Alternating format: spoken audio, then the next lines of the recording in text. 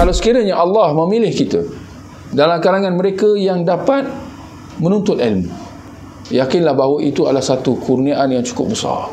Kita boleh lihat di sekeliling, bukan semua manusia Allah pilih memberi nikmat kepada dia dengan jalan dia tergolong dalam kalangan mereka yang menuntut ilmu.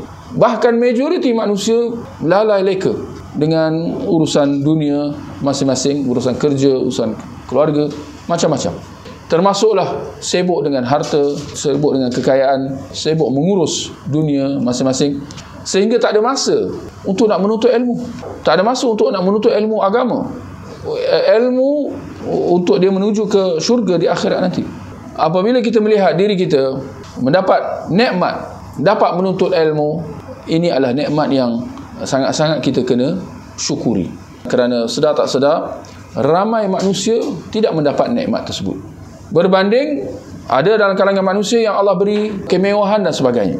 Jangan sampai memasang angan-angan nak jadi mewah seperti si fulan, nak jadi kaya seperti si fulan.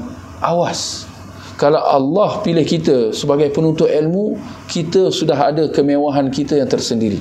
Siapa tahu, kalau engkau mendapat kemewahan seperti si fulan, mendapat kekayaan seperti si fulan, engkau tidak akan lagi menuntut ilmu. Engkau tidak akan ada lagi masa untuk menuntut ilmu. Bayangkan seorang itu, dia jutawan, milioner, bilioner. Agak-agaklah orang-orang yang macam ni, dia ada masa ke nak menuntut ilmu?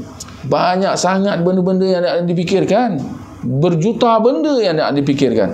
Maksud di sini, ini adalah satu nikmat yang wajib kita syukuri. Apabila Allah beri kepada kita masa dan peluang untuk kita menuntut ilmu agama, kerana ramai daripada kalangan manusia yang tidak mendapat nikmat kelebihan tersebut.